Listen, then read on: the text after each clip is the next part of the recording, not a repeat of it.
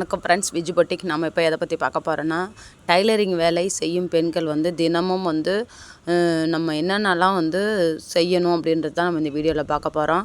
இப்போ தான் என்னுடைய சேனலில் ஃபஸ்ட் டைம் பார்க்குறீங்க அப்படின்னா என்னுடைய சேனலை சப்ஸ்கிரைப் பண்ணிவிட்டு பாருங்கள். அப்போ தான் நான் போடுற வீடியோலாம் உங்களுக்கு உடனே நோட்டிஃபிகேஷன் வரும்.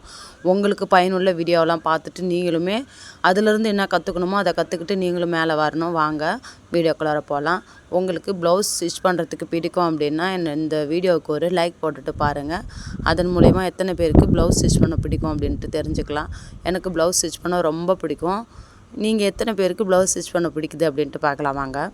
ரெகுலர் கஸ்டமரோ இல்லை நமக்கு புதுசாக வந்திருக்காங்க, இப்போ தான் புது கஸ்டமர் அப்படின்னாலும் சரி தான், அவங்கக்கிட்ட நீங்கள் என்ன பண்ணணும் அப்படின்னா, அவங்க கொடுக்குற டைமிங்க்கு நீங்கள் அந்த ப்ளவுஸை கொடுக்குறதுக்கு பாருங்கள். இப்போ அவங்க ஒரு ப்ளவுஸ் கொடுத்துட்டு அவங்க எனக்கு நாளைக்கு கொடுத்துருங்க இல்லை 2 நாளில் கொடுத்துருங்க அப்படின்னு சொல்கிறாங்கன்னா, அந்த டைமிங்குள்ளார நீங்கள் முடித்து கொடுக்குற மாதிரி பாருங்கள். அது மாதிரி நீங்கள் ஃபாலோ பண்ணிட்டு வரீங்க அப்படின்னா அவங்களுக்கு பிடிச்சிடும். அவங்களுக்கு புது கஸ்டமராக இருந்ததுன்னா அவங்களுக்கு நீங்கள் ஸ்டிச் பண்ணுற விதமும் பிடிச்சிடும், உடனேவும் கொடுக்குறீங்கன்ற. ஏன்னா மேக்ஸிமம் டைலர்கிட்ட துணியை கொடுத்தோன்னா சீக்கிரம் வரமாட்டுதுன்ற ஒரு கம்ப்ளைண்ட் தான் கஸ்டமருக்கு மத்தியில் நிறைய பேர் சொல்கிறது ஒரே ஒரு விஷயம் என்னென்னா, ப்ளவுஸ்லாம் நல்லா தான் ஸ்டிச் பண்ணுறாங்க சிஸ்டர், ஆனால் எனக்கு நான் கொடுத்தேன்னா எனக்கு 1 மாதம் கழித்து தான் கொடுக்குறாங்க அந்த ப்ளவுஸை அப்படின்னு சொல்லிட்டு இருக்கிறவங்களும் நிறைய பேர் இருக்கிறாங்க. என்கிட்ட நிறைய பேர் அதுபோல் கஸ்டமர் என்கிட்ட அந்த டைலரை விட்டுட்டு என்கிட்ட துணி தைக்க கொடுத்தவங்களும் நிறைய பேர் இருக்காங்க. இதுபோல் உங்களுக்கு எத்தனை பேருக்கு இதுபோல் மாறிட்டு உங்ககிட்ட கொடுக்குறாங்க அப்படின்ட்டு எனக்கு நீங்கள் கமெண்ட் பண்ணுங்கள். நிறைய பேர் எனக்கு அந்த மாதிரி இருக்காங்க. அதனால என்கிட்ட சொல்லுவாங்க, இதுபோல் நான் ஒரு சாதா ப்ளவுஸ் தான் சிஸ்டர் கொடுத்துருந்தேன், அதை எனக்கு 1 மாதம் கழித்து தான் அவங்க கொடுத்துருந்தாங்க அப்படின்னு சொல்லிட்டு சொல்லுவாங்க. அது மாதிரி எப்பயுமே நம்ம ஃபாலோ பண்ணக்கூடாது. அதெல்லாம் நமக்கு ஒரு பாடம் தான் இல்லையா. அவங்க சொல்லும்போது நம்ம அதுலேருந்து என்ன எடுத்துக்கணும் அப்படின்றத பார்க்கணும். நான் எப்பயுமே ஒரு கஸ்டமர் துணியை தந்து கொடுக்குறாங்க அப்படின்னா நான் அவங்கக்கிட்ட நான் சொல்ல மாட்டேன் என்னுடைய டைமுக்கு நான் எவ்வளோ நேரத்தில் நான் கொடுப்பேன் அப்படின்ட்டு நான் சொல்ல மாட்டேன். அவங்கக்கிட்டே கேட்டுருவேன். இப்போ நீங்கள் ப்ளவுஸ் கொடுத்துருக்கீங்க, என்றைக்கு வேணும் சிஸ்டர் அப்படின்ட்டு நான் அவங்கக்கிட்ட கேட்டுருவேன். அப்போ அவங்க என்ன கேட்பாங்க, என்னங்க மேடம் நீங்கள் என்ன கேட்குறீங்க அப்படின்னு சொல்லிட்டு கேட்பாங்க. இல்லை நீங்கள் சொல்லுங்கள், உங்களுக்கு என்றைக்கு வேணுமோ சொல்லுங்கள், நான் நாளைக்கே வேணும்னாலும் வாங்கிக்கோங்க அப்படின்னு. நாளைக்கே கூட தந்துடுவீங்களா, நாளைக்கே வாங்கிக்கோங்க அப்படின்னு சொல்லிடுவேன். அப்போ அவங்க சொன்ன டைமுக்கு நம்ம கொடுக்குறோம் அப்படின்ட்டாலே அவங்களுக்கு நம்மளை ரொம்ப பிடிச்சிடும். அவங்களுக்கு பிடிச்சிருச்சு அப்படின்னாலுமே அவங்க ரிலேட்டிவ் அப்புறம் அவங்களுக்கு தெரிஞ்சவங்க அப்படின்னு சொல்லிட்டு நம்மக்கிட்ட துணி வாங்கிட்டு கொடுப்பாங்க. அதே போல் நமக்கு கஸ்டமரையுமே நிறைய பிடிச்சி கொடுப்பாங்க இல்லையா. இது மாதிரி நம்ம கஸ்டமர் அதிகரிக்கிறதுக்கு நிறைய வாய்ப்பு இருக்குது. நம்ம தினமும் ஒரு சின்ன ட்ரிக் தான் நம்ம இதில் நம்ம நிறைய கொண்டு போகணும் இல்லையா.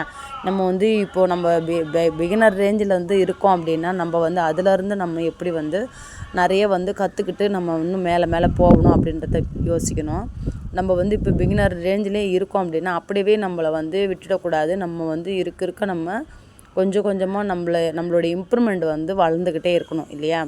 நீங்கள் ஒரு சின்ன டிப்ஸ் தான் நீங்கள் அதுலேருந்து நீங்கள் அதுலேருந்து எடுத்துக்கிட்டு நீங்கள் என்ன ஃபாலோ பண்ணணுன்றதை நீங்கள் புரிஞ்சுக்கிட்டு அதை நீங்கள் யூஸ் பண்ணுறீங்க அப்படின்னும்போது உங்களையே அறியாமல் நீங்கள் ஃபாஸ்ட்டாகவும் ஸ்டிச் பண்ண ஆரம்பிப்பீங்க. அப்புறம் நீங்கள் கஸ்டமர் கேட்குற டைமிங்க்கு இப்போ ஒரு 2 கஸ்டமருக்கு இன்றைக்கி நீங்கள் கொடுக்கணும் அப்படின்ட்டு உங்களுக்கு ஒரு டார்கெட் இருக்கும்போது நீங்கள் என்ன பண்ணுவீங்க, அந்த 2 கஸ்டமருக்கு நம்ம ஈஸியாக சொல்லிட்டோம். அதே 2 கஸ்டமருக்கு ஒரு 4 ப்ளவுஸு, ஒரு கஸ்டமருது ஒரு 2 ப்ளவுஸ், ஒரு கஸ்டமருது அப்படின்னா ஒரு 6 ப்ளவுஸ் வருது இல்லையா. 6 ப்ளவுஸ் நம்ம இன்றைக்கி நம்ம கொடுக்கணும் அப்படின்னும்போது நமக்கு அது ஒரு டாஸ்க்கு இல்லையா. அந்த டாஸ்க்கு நம்ம ஃபினிஷ் பண்ணணும். நம்ம ஃபினிஷ் பண்ணி முடிக்கும்போது நமக்கு அவங்கக்கிட்ட அந்த கஸ்டமர்கிட்ட நம்ம துணி கொடுக்குறோன்னும் போது நமக்கு ரொம்ப மனசுக்கும் நிறைவாக இருக்கும். அவங்க கேட்ட டைமுக்கு நம்ம கொடுத்துட்டோம் அப்படின்ட்டு அவங்களுக்குமே நம்ம சொன்ன டைமுக்கு அவங்க கொடுத்துட்டாங்க அப்படின்னு சொல்லிட்டு அவங்களுக்குமே ஒரு மனநிறைவு அதிகமாக இருக்கும் இல்லையா. இதுபோல் நீங்கள் பயன்படுத்தி பாருங்கள். இந்தமாரி ட்ரிக்லாம் நீங்கள் யூஸ் பண்ணி பயன்படுத்தி பாருங்கள். உங்களுக்குமே இது நல்ல ஒரு யூஸ்ஃபுல்லான ட்ரிக்காக தான் இருக்கும். ஏன்னா நம்ம சின்ன விஷயந்தான் இல்லையா, அதெல்லாம் பார்த்துக்கோங்க. அதே போல் சாதா ப்ளவுஸோ ஒரு லைனிங் ப்ளவுஸோ அவங்க நம்மக்கிட்ட கொடுக்குறாங்கன்னும்போது அவங்கக்கிட்ட நல்லா ஃபினிஷிங்காக எப்படி நம்ம ஸ்டிச் பண்ணுறது அப்படின்றதையும் பார்க்கணும். ஃபிட்டிங் வைஸும் நல்லா செம்மையாக இருக்கணும், அதையும் நம்ம பார்த்துக்கணும். நம்மக்கிட்ட அவங்க வேறு டைலர்கிட்ட நம்மக்கிட்ட வராங்க அப்படின்னா அவங்க அவங்க நல்லா தச்சு தரல அப்படின்ற ஒரு ரீசன் ஒரு விஷயம். அதே போல் ஒழுங்கான டைமுக்கு தரலன்றதும் ஒரு ரீசனாக இருக்கும். அப்போ நம்ம இது 2த்தையுமே நம்ம கரெக்டாக பண்ணுறோம் அப்படின்னும்போது நமக்கு கஸ்டமர் அதிகரிக்கிறதுக்கு நிறைய வாய்ப்பு இருக்குது. நம்மளும் கை நிறைய சம்பாதிக்கலாம் இல்லையா. ஒரு சின்ன டிப்ஸ் தான் சிஸ்டர். இதிலேருந்து நம்ம எப்படி நாம் இதிலேருந்து நம்ம என்னத்தை எடுத்துக்கணும் அப்படின்றத யோசித்து நம்ம செய்யணும் இல்லையா. நான் எப்பயுமே ஒரு சிலர் கஸ்டமர் வந்து சொல்லும்போதும் சரி தான், ஒரு சிலர் வந்து அவங்கவுங்க அனுபவத்தை வந்து நம்மக்கிட்ட ஷேர் பண்ணிப்பாங்க. நான் இவ்வளோ அனுபவிச்சிருக்கேன் அப்படி இப்படின்ட்டு ஒவ்வொருத்தவங்க ஒரு கஸ்டமர் வந்து நம்மக்கிட்ட வந்து ஷேர் பண்ணிப்பாங்க. அதுலேருந்தும் நான் வந்து ஒரு சில விஷயத்தெலாம் எடுத்துப்பேன். எல்லாத்தையுமே வந்து எடுத்துக்க மாட்டேன். நாம் இதுலேருந்து என்ன எடுத்துக்கணும் அப்படின்றத யோசித்து அது வந்து நம்ம வாழ்க்கையில் வந்து எதை நம்ம யூஸ் பண்ணிக்கணும் அப்படின்றத யோசித்து நான் செய்வேன். அது வந்து நமக்கு நல்லதை மட்டும் எடுத்துக்கணும், கெட்டதெல்லாம் எடுத்துக்கக்கூடாது. கெட்டதுனாக்கா அவங்க ஏதாவது ஒரு கஷ்டத்தில் அனுபவிச்சுட்டு அதிலேருந்து மீண்டு வந்திருப்பாங்க, அதெல்லாம் நம்ம எடுத்துக்கக்கூடாது. நம்ம அந்த கஷ்டத்தில் அதில் போய் விழுந்துடக்கூடாது. அதை நம்ம என்ன பண்ணணுன்றதை யோசித்து நம்ம பிளான் பண்ணி நம்ம ஒரு சில விஷயத்த எடுத்து வைக்கிறதுக்கு முன்னாடியே நான் நிறைய அதுபோல் அனுபவிச்சுக்கிறேன். ஒரு ஸ்டெப்பு புதுசாக ஒன்று எடுத்து வைக்கணும் அப்படின்னு யோசிக்கும்போது யாராவது ஒருத்தவங்க மூலிமா நமக்கு வந்து நான் இது போலலாம் நான் வந்து இந்த இந்த புதுசாக ஒரு முயற்சி எடுக்கும்போது நான் இது போலலாம் அனுபவிச்சிருக்கேன் அப்படின்னு அவங்க சொல்லும்போது, அப்போ நம்ம இவங்க போகிற ரூட்டில் நம்ம போகக்கூடாது, நம்ம வேறு ரூட்டில் போகணும் அப்படின்றத நான் புரிஞ்சுப்பேன். இது போல் நீங்களும் புரிஞ்சுக்கிட்டு என்ன பண்ணணும் அப்படின்றத புரிஞ்சுக்குவாங்க. ஒரு கட்டிங் வந்து ப்ராப்பராக இல்லை அப்படின்னா நம்ம வந்து அதை வந்து நம்ம ப்ராப்பராக எப்படி வரணுன்றதை பார்த்து நீங்கள் மாற்றி கட்டிங்கை வந்து நீங்கள் சரி பண்ணி அழகாக ஸ்டிச் பண்ணுறதுக்கு பாருங்கள். இதில் உங்களுக்கு ஒரு டிப்ஸ் ஒன்று சொல்லணும்னு நினச்சேன். பாருங்கள், சாதா ப்ளவுஸ் கட்டிங் வீடியோ போட்டுட்டேன் நான் ஆல்ரெடியே. நான் ஸ்டிச்சிங்கில் தான் உங்கள்கிட்ட சொல்லணும்னு நினச்சிருந்தேன். என்னென்னா, இப்போ நீங்கள் ஃப்ரண்ட் நெக்கு வந்து நம்ம கட் பண்ணுறோம் பார்த்திங்களா, எப்பயுமே வந்து பேக் நெக்கும் ஃப்ரண்ட் நெக்கும் வந்து கரெக்டாக அந்த அளவு என்னவோ அந்த அளவுக்கு நீங்கள் கட் பண்ணாதீங்க. ஏன்னா நீங்கள் வந்து நான் சொல்கிற மாதிரி ஒரு வாட்டி நீங்கள் ட்ரை பண்ணி பாருங்கள், உங்களுக்கு அது கரெக்டாக வருதா அப்படின்ட்டு. நான் வந்து ஒரு வாட்டி ட்ரை பண்ணி பார்த்தேன், எனக்கு அது ரொம்பவே கரெக்டாக இருந்துச்சு. அதுலேருந்தே நான் அது போல் தான் நான் ட்ரை பண்ணுறேன். ஒரு அளவு ஜாக்கெட் இருக்குது அப்படின்னா அந்த அளவு ஜாக்கெட்டில் நமக்கு ஃப்ரண்ட் நெக்கோ பேக் நெக்கோ எவ்வளோ தூரத்துக்கு இருக்குதோ அதிலேருந்து நான் ஒரு 1/2 இன்ச்சு இல்லை 3/4 இன்ச்சு அளவுக்கு நான் மேலே ஏற்றியே வெட்டுவேன். அதாவது இப்போ ஒரு 6 இன்ச்சு வருதுன்னா ஒரு 5.5 இன்ச்சே வெட்டுவேன். நான் வெட்டிட்டு நம்ம தைக்கும்போது பாருங்கள் நமக்கு கரெக்டான அளவு வந்து நிற்கும்.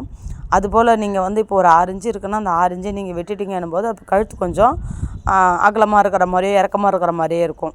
அப்போ வந்து நம்ம ஷோல்டர் பிடிச்சோன்னா அப்போ என்ன ஆகும், நம்மளுடைய ஹைட் நமக்கு எவ்வளோ ஒரு 15 இன்ச்சு இறக்கம் வச்சுருக்கோம் அப்படின்னா நம்ம அதை சேர்த்து பிடிக்கும்போது அப்போ நீங்கள் இறக்கம் வச்சதே வேஸ்ட்டு. அதை சேர்த்து பிடிக்கும்போது அது நம்ம நார்மலாக என்ன நம்ம இறக்கம் வச்சுருமோ அந்த இறக்கத்துக்கு அது வந்து வர ஆரம்பிச்சிடும். நீங்கள் இறக்கம் வச்சதே வந்து பிரயோஜனம் இல்லாததாகிடும். அதனால் வந்து ஒரு சில சின்ன சின்ன விஷயத்தை வந்து நம்ம யோசித்து செய்யும்போது அது வந்து நமக்கு கரெக்டாகவும் வரும், எந்த ஒரு மிஸ்டேக்கும் இருக்காது.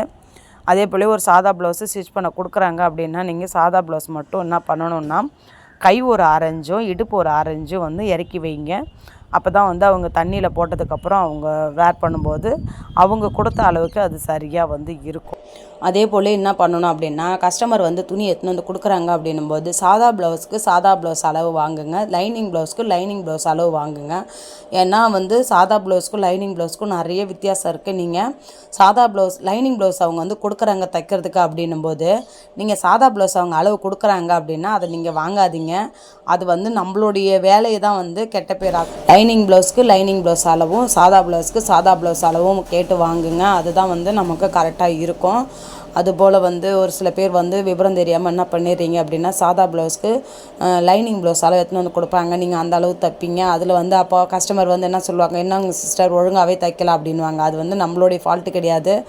லைனிங் ப்ளவுஸ் வந்து நமக்கு இழுத்து கொடுக்காது, அப்படியே இருக்கும். அப்போ சாதா ப்ளவுஸு காட்டன் துணின்றதுனால அது அப்படியே நம்ம ஒரு துணியாக தானே தைக்கிறோம், அது துணி கொடுத்து தைக்கிறோம். சாதா ப்ளவுஸ் அப்படி லைனிங் ப்ளவுஸ் வந்து 2 துணியாக இருக்கிறதுனால அது நமக்கு ரொம்ப ஹார்டாக இருக்கும். அதனால் வந்து அதுக்கும் இதுக்கும் வித்தியாசம் நிறைய இருக்குது. அதுபோல் அதனால் நீங்கள் வந்து பார்த்து இது மாதிரி சின்ன சின்ன விஷயத்தெல்லாம் பார்த்து சரி பண்ணி தைக்க பாருங்கள். ஒரு சின்ன சின்ன விஷயமாக தான் இருக்கும். அதால் வந்து நமக்கு கஸ்டமர் வந்து நம்மளை விட்டுட்டு வேற ஒருத்தவங்ககிட்ட தைக்கிறதுக்கு போகிறதுக்கு நிறைய வாய்ப்பு இருக்குது. இப்போ வந்து நம்மக்கிட்ட ஒரு கஸ்டமர் வந்து சொல்லியிருந்தாங்க, வேறு இடத்துல ஒருத்தவங்ககிட்ட துணி கொடுத்துருந்தாங்களாம். ஒரு புது கஸ்டமர் தான் அவங்க, நம்மக்கிட்ட வந்து ஃபஸ்ட் டைம் கொடுத்துருந்தாங்க. அவங்க என்ன சொன்னாங்க அப்படின்னா, வேற ஒருத்தவங்ககிட்ட துணி கொடுத்துருந்தாங்களாம். அவங்கக்கிட்ட கொடுக்கும்போது ஒரு ப்ளவுஸ் தான் அவங்கக்கிட்ட ஸ்டிச் பண்ணியிருக்காங்க. ஒரு ப்ளவுஸ் ஸ்டிச் பண்ணும்போது அந்த ஒரு ப்ளவுஸ்க்கே வந்து அவங்களுக்கு வந்து இப்படி சொல்கிறது, அவங்களுக்கு வந்து செட் ஆகலை அப்படின்ட்டு அவங்களே முடிவு பண்ணி அவங்கக்கிட்ட அவங்க துணி கொடுக்கல அப்படின்ட்டு என்கிட்ட வந்து சொன்னாங்க. நான் அதான் அவங்கக்கிட்ட கேட்டிருந்தேன், நீங்கள் எத்தனை ப்ளவுஸ் அவங்கக்கிட்ட கொடுத்தீங்க அப்படின்னு கேட்டிருந்தேன். நான் 1 தான் கொடுத்து பார்த்தேன், எனக்கு செட் ஆகலை, நான் அதோட வந்துட்டேன் அப்படின்னு. அப்படி இல்லைக்கா, நீங்கள் அப்படி சொல்லக்கூடாது. நீங்கள் வந்து யாருக்கிட்டேயோ இது வரைக்கும் நீங்கள் ஸ்டிச் பண்ணியிருப்பீங்க. அப்போ வந்து நீங்கள் எப்படி போடுவீங்கன்றது அவங்களுக்கு தெரிஞ்சிருக்கும். நீங்கள் இப்போ புதுசாக ஒரு ஆள்கிட்ட நீங்கள் கொடுக்குறீங்கன்னும் போது உங்களுடைய எப்படி நீங்கள் வேர் பண்ணுவீங்க அப்படின்றது ஒரு 2 ப்ளவுஸ் ஸ்டிச் பண்ணும், ஒரு ப்ளவுஸ் நீங்கள் கொடுத்துட்டீங்க, அதுலேருந்து இன்னும் ஆல்ட்ரேஷனுன்றதை பார்த்துட்டு அடுத்த ப்ளவுஸில் வந்து அவங்க திருத்திப்பாங்க. அதுக்கப்புறம் உங்களுக்கு அந்த ஃபால்ட்டே வராதுக்கா. நீங்கள் எப்பயுமே இது போல் பண்ணாதீங்க. அவங்க நல்லா தைக்கிறவங்களாகவும் இருந்திருக்கலாம்ல, என்கிட்ட துணி வருதுன்றதுக்கோசம் நான் அப்படி சொல்லக்கூடாது. நான் இன்றைக்கி இதே மிஸ்டேக்கே நான் ஏதோ ஒரு தப்பு பண்ணியிருந்தேன் அப்படின்னா நீங்கள் என்கிட்ட இந்த முடிவு தானே எடுத்திருப்பீங்க. இது மாதிரி பண்ணக்கூடாதுக்கா. எப்பயுமே ஒரு ப்ளவுஸ் கொடுக்குறீங்கன்னா ஒரு ப்ளவுஸ்லேயே வந்து எல்லாமே கரெக்டாக வந்துடும் நம்மளால் சொல்லிட முடியாது. 2வது ப்ளவுஸில் நீங்கள் இது போல் எனக்கு ஃபஸ்ட்டு ப்ளவுஸ் நான் அதை ஸ்டிச் பண்ணப்பா, அப்போ எனக்கு இந்த ஃபால்ட்லாம் இருக்குது, இந்த ப்ளவுஸில் வந்து எனக்கு இதெல்லாம் சரி பண்ணி தைங்க அப்படின்னு சொல்லும்போது தான் அவங்களுக்கு புரியும். அப்போ அவங்க கட்டிங் ஸ்டைலையும் சரி தான் ஸ்டிச்சிங் ஸ்டைலையும் மாற்றி அவங்க உங்களுக்கு தைக்க ஆரம்பிப்பாங்க. அப்போ உங்களுக்கு அது போடும்போது ஃபிட்டிங்லாம் கரெக்டாக இருக்கும். புரியுதுங்களா? அப்படின்ட்டு அவங்கக்கிட்ட சொன்னதுக்கப்புறம் தான் அவங்க புரிஞ்சுக்கிட்டாங்க. இல்லை எனக்கு வந்து இந்த மாதிரி இருந்ததுனால நான் அந்த மாதிரி முடிவு பண்ணேன்ப்பா, சரி நீ சொல்கிறது எனக்கு புரியுது, நான் இனிமேல் பட்டு அது மாதிரி பண்ண மாட்டேன் அப்படின்னு சொல்லிட்டு அப்புறமேட்டா சொல்லிட்டு போகிறாங்க. இது மாதிரி கஸ்டமரும் நிறைய பேர் இருப்பாங்க. நம்ம வந்து எடுத்து சொன்னால் புரிஞ்சுக்கிறவங்களும் இருப்பாங்க. நம்ம என்ன தான் சொன்னாலும் புரிஞ்சிக்கவே கூடாதுன்ற மைண்ட் செட்டில் இருக்கிறவங்களும் நிறைய பேர் இருப்பாங்க. கஸ்டமர் வந்து ஒவ்வொருத்தவங்க ஒரு மாதிரி ஒவ்வொரு விதமாக இருப்பாங்க. அதனால் வந்து நம்ம வந்து யாரையுமே நம்ம வந்து ஒருத்தருக்கு ஒருத்தர் வந்து இவங்களுக்கு அவங்க நம்மளால் சொல்லவே முடியாது.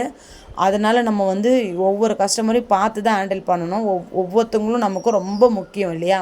ஒரு கஸ்டமர் நம்மளை விட்டுட்டு போகிறாங்க அப்படின்னா ஒரு 2 புது கஸ்டமர் வராங்க அப்படின்னா நமக்கு அதில் ஒரு லாபம் இருக்குது. இல்லை ஒரு கஸ்டமர் நம்மளை விட்டுட்டு போகிறாங்க, இப்போ நமக்கு புது கஸ்டமரே வரல அப்படின்போது நம்மளுடைய வருமானம் வந்து குறைய செய்யும் இல்லையா? அப்போ அதனால் வந்து யோசித்து இது போல் நீங்கள் ட்ரை பண்ணி பாருங்கள். இந்த வீடியோ உங்களுக்கு பயனுள்ளதாக இருந்ததுன்னா நீங்கள் என்னோடய சேனலை லைக் பண்ணிவிட்டு பாருங்கள். Bye friends.